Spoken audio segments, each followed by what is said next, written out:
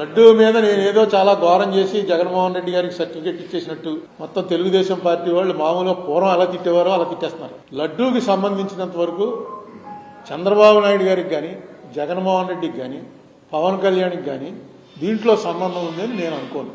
కానీ దీన్ని రాజకీయంగా చేయటం కోసం చంద్రబాబు నాయుడు గారు వచ్చి స్వయంగా ప్రెస్ మీట్ లో చెప్పాడు. చంద్రబాబు నాయుడు గారు చెప్పవలసిన అంశం కాదు. ఆయన కూడా ఎందుకు చెప్పుకుంటాడంటే గొడ్డు కొవ్వు, పంది కొవ్వు, చేప నూనె ఈ మూడు కలిసి ఆయన ముందు ఏదో రిపోర్ట్ వచ్చింది. ఆ రిపోర్ట్ కూడా నెట్ లో ఉంది. ఆ రిపోర్ట్ చూసి ఆయన ఇది మంచి పాయింట్, జగన్ ని ఫినిష్ చేయడానికి మంచి పాయింట్ అనుకుని ఉంటాడు ఆయన చెప్పాడు. చెప్పింది కూడా రిపోర్ట్ బేస్ గానే చెప్పాడు. ఆ రిపోర్ట్ రాకపోతే ఆయన రాడు. పవన్ కళ్యాణ్ గారు తర్వాత సనాతన ధర్మం, గుడిమెట్లు కడగటం ఇవన్నీ ఆయన చేశాడు. అది కాదని ఇంకోటి వచ్చింది. నేను అది చదివి వినిపించాను. ఆ చదివి వినిపించడంలో కూడా కొంచెం నీరసంగా ఉండి అసలు ముందు మాట చెప్పలేదు. నేను చెప్పాను, ఇంగ్లీష్లో చదివాను. దాని అర్థం చెప్పేంటి, in the absence of cholesterol. ఏమని రాశాడంటే in the absence of cholesterol ఇవి ట్రేస్ లార్డ్ కానీ ఫిష్ ఆయిల్ కానీ ఇవి ట్రేస్ అయ్యేటువంటి అవకాశం చాలా తక్కువ. In the absence of cholesterol అంటే అర్థం ఏంటి, అసలు కొవ్వే లేనప్పుడు అది గొడ్డు కొవ్వ, పంది కొవ్వ, చేప నూనె అని చెప్పేసి కనిపెట్టడం అనేది చాలా కష్టం. అసలు కొవ్వే లేదు.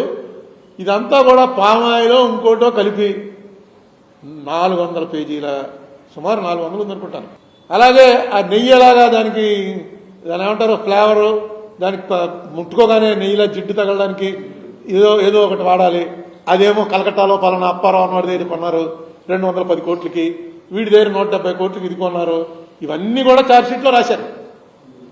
రాసి ఇందులో కొవ్వు మాత్రం కలిపారు అన్నది లేదు అన్నారు. ఆ కొవ్వు కలిపారని లేదన్న దానికి నా మీద కోపం వచ్చింది. ఆ తిట్లన్నీ సిబిఐ వాళ్ళకి చెందుతాయి, లేకపోతే ఆ రిపోర్ట్ ఇచ్చిన వాడికి చెందుతాయి. నేను ఎందుకు అన్నానంటే ఆ మాట నాకు పెద్ద ఉపశమనం వచ్చింది. నేను తిరుపతిలో ఎన్నిసార్లు గుండు చేయించుకున్నానో నాకు గుర్తులేదు. అన్నిసార్లు నేను తిరుపతి వెళ్ళినప్పుడల్లా ఆల్మోస్ట్ గుండు చేయించుకుంటాను. తిరుపతి లడ్డు అంటే ఈ మధ్య ఒక 30 ఏళ్ల నుంచి ఆల్మోస్ట్ ఎవ్రీ వీక్ ఎవరో వాళ్ళు పట్టుకొచ్చి ఇస్తుంటారు. తిరుపతి లడ్డు మాత్రం చాలా స్వార్థంగా వీలైనంత నేనే తినేసి పక్కన ఎవడంటే చిన్న మొక్క పెడుతుంటాను. ఆ లడ్డు మీరు కూడా చాలామంది అదే టేస్ట్, అది ఎవరో వదిలిపెట్టం. దానికి ఉన్నటువంటి నేను చిన్నప్పటి నుంచి తింటున్నట్టు నాకేం పెద్ద టేస్ట్ మారినట్టు అనిపించలేదు. సరే మొత్తానికి కల్తీ జరిగిందన్నారు. కల్తీ జరిగిందన్న దాని మీద మీరు సాటిస్ఫై అవ్వకుండా పంది కొవ్వు, గొడ్డు కొవ్వు కలవలేదన్నారు. నా మీద కోపడిపోతే ఎలాగా అన్నమాట. అది చాలా రిలీఫ్. నాకే కాదు, వైసీపీ వాళ్ళకి చాలా రిలీఫ్. ఎందుకంటే ఎక్కడ పోతారు, గొడ్డు కొవ్వు పంది కొవ్వు తీసుకొచ్చి కలిపేవాడు ఎవడని ఉంటాడండి. అసలు ఆలోచించండి, తిరుపతి పంపుతున్న వాళ్ళంతా హిందువులే కదా. తర్వాత ఆయన ఈ కెమికల్ అన్న దాంట్లో ఇది అవడానికి ఒక్కసారిగా గ్రాఫ్ గొడ్డు కొవ్వు పంది కొవ్వు లేదనగానే పడిపోయిందేమో అని టాయిలెట్ క్లీన్ చేసే ఇవి అంటే అన్ని రకాల కోకోకోలా పెట్టి టాయిలెట్స్ క్లీన్ చేస్తున్నారు. ఈ మధ్య పురుగు మందు మానేసి థమ్సప్, కోకోకోలా చల్లుతున్నారని చెప్పి కూడా మనం వీడియోలు చూస్తున్నాం.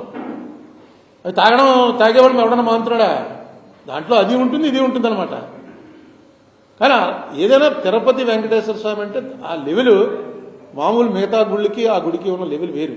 ఆ గుడి ఎందుకంటే నేను అక్కడికి నార్త్ ఇండియా బ్యాచ్ తోటి 2-3 సార్లు వెళ్ళే అవకాశం వచ్చింది. అప్పుడు చూస్తే వాళ్ళు నార్త్ ఇండియన్స్ అయితే ఆశ్చర్యపోతారు. ఏంటి జనం ఏంటి రోజు కుంభమేళా జరుగుతుందా ఇక్కడ, రోజు ఇలాగే ఉంటారా అని. ఈ రోజు తక్కువ ఉన్నారా బాబు, రోజు ఇలా ఉంటామేంటి. ఆఫీస్ ఒక్కసారి అయితే ఒక డెలిగేషన్కి వెళ్ళినప్పుడు ఆఫీస్లో కూర్చోబెట్టి చెప్పించాను, రోజు ఎంతమంది వస్తారు, ఎలా తెలుసుకుంటారు అన్నీ చెప్పి. ఆశ్చర్యం అసలు ఏంటి లోపలికి వెళ్తే అసలు ఒక సెకండ్ ఉండనేవరు, నడు అలా చూసుకుంటూ వెనక్కి తోసుకుంటూ వచ్చేస్తారు. ఆ ఒక్క సెకండ్ కోసం 2 రోజులు 3 రోజులు క్యూలో ఉంటారు. అసలు ఎక్కడైనా నాకు తెలిసి అంటే నేను తిరిగిన తక్కువ అనుకోండి, ప్రపంచంలో ఎక్కడ ఒక టెంపుల్లో ఒక డైటీకి ఈ టైప్ ఆఫ్ రిసెప్షన్ అసలు ఎక్కడ ఉండదు. ఎవరు వాళ్ళు మనం ఏదో వెళ్ళి కాగితం పెడతాం, సీఎం గారికి బామ్మర్దనయ్య అంటాడు ఒకడు ఎమ్మెల్యే గారి తమ్ముడిని అంటాడు, ఒకడు నేనే ఎమ్మెల్యేని అంటాడు, కద్దరు బట్టలు వేసుకుని వెళ్ళిపోతాడు, ఒకడు కండువా కప్పుకుని ఎలాగలా లోపల దూరటానికి ఎన్ని రకాల వక్రమాలను చేస్తాం ముందు వెళ్ళిపోయి దర్శనం చేసుకోవడానికి. కానీ మెయిన్ సీఎం జగద్గురువులు వెళ్లే దారి దగ్గర ఒక బోర్డు ఉంటుంది. ఆ బోర్డు ఎవరు పడితే వాళ్ళు వెళ్ళడం లేదు, ఎగ్జిక్యూటివ్ ఆఫీసర్ కూడా వెళ్ళడం లేదనుకుంటాను, ఓన్లీ చైర్మన్ వెళ్ళొచ్చు మెయిన్ ద్వారం నుంచి. ఇలాగా అక్కడ ఒక బోర్డు ఉంటుంది, అంగవైకల్యం గలవారు ఇలా వెళ్ళిపోవచ్చు అని. అంగవైకల్యం వాడు ఎవడని ఉంటే వెంటనే వాడిని మెయిన్ గేట్లోంచి వదిలేస్తారు. మనం ఇలా అనుకుంటే వెళ్ళిపోవచ్చుగా. లేకపోతే కాలు ఎలా కుంటుకుంటే నాకు ఈ కాలు లేదని ఎవడు ఒక్కడ వెళ్తాడా? ఒక్కడనే వెళ్తాడా? ఏమో లోపలికి వెళ్ళాడు దేవుడు తదాస్తుంటాడేమో, నాకెందుకు రా బాబు. నిజంగా భయం అంటే అది ఎన్ని అబద్ధాలను ఆడేస్తాం. లోపలికి వెళ్ళిన ఇంకోటి పేరు మీద ఇస్తారు, అది పట్టుకుని వెళ్ళిపోతుంటారు, దొరికేస్తూ ఉంటారు, వాళ్ళ మీద కేసులు జరుగుతుంటాయి. ఎవరిదో పేరు మీద లోపలికి వెళ్ళిపోవడం, లోపలికి వెళ్ళడానికి 2 లక్షల టన్నే పొద్దున పూజకి, అన్ని రకాల ఫ్రాడ్లు జరుగుతాయి అక్కడ. దేవుడిని మోసం చేయడానికి మాత్రం ఎవడో సిద్ధపడ్డాడు. అది డైరెక్ట్గా దేవుడికి తనకి ఉన్న సంబంధం. అది ఇదే మన ఈ మతానికి మెయిన్ పిల్లర్ ఏంట్రా అంటే, దైవం అనేటప్పటికి మనం చేయబుద్ధి దైవం ఏం చేస్తాడులే అని. నేను ఇంకోసారి ఆశ్చర్యపోయాను. గురుదాస్ దాస్ గుప్తా కమ్యూనిస్టు, రోజు వాళ్ళు భౌతికవాదం, వాళ్ళు దేవుణ్ణి నమ్మరు. ఆయనతో పాటు నారాయణ గారు, ఇంకొక ఆయన, ఇంకో కమ్యూనిస్ట్ లీడర్ రావడం, ఆయన పెద్ద లీడర్, వాళ్ళు ఏవో మీటింగ్లు అవుతున్నాయి కింద, పైన కనిపించారు నాకు. కనిపిస్తే వాళ్ళని అడిగాను, ఏంటిది మీరు అందరూ నాస్తికులు అందరూ వచ్చి ఇందులో జాయిన్ అయిపోతున్నారా ఏంటని. అంటే గురుదాస్ గుప్తా చెప్పాడు. గురుదాస్ గుప్తా గారు నాకు బాగా తెలుసు, నన్ను చాలా బాగా అరుణ్ బాబు అని పిలిచేవాడు.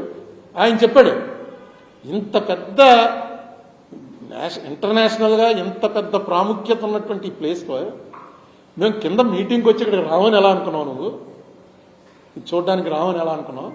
ఖచ్చితంగా this is a part of learning. నీకు తెలుసుకోవాలి ఎందుకు ఎంతమంది వస్తున్నారని. దాని గురించి వచ్చాం మేము. నాకు నిజంగా ఆశ్చర్యపోయింది. నిజంగా కరెక్ట్. పక్కన నారాయణ గారు నవ్వేశాడు, కానీ గురుదాస్ గుప్తా క్లియర్గా చెప్పాడు, ఎంత పెద్దది, దీన్ని తెలుసుకోవాలి కదా మేము. This is a part of our culture. ఆయన కూడా ఆశ్చర్యపోయి ఉంటాడు, ఫస్ట్ టైం వచ్చి ఉంటాడు. మేమంతా అప్పుడు ఎంపీలు. అలాంటి ఒక దీనికి ఏ రకంగా ప్రాముఖ్యత తగ్గించే ప్రయత్నం ఎవరు చేసినా అది కరెక్ట్ కాదు. ఇప్పుడు కెమికల్స్ కలిపారన్నారు, ఖచ్చితంగా యాక్షన్ తీసుకోవాలి. ఖచ్చితంగా దాని మీద అది ఆల్రెడీ అది పొలిటికల్గా మార్చేశారు.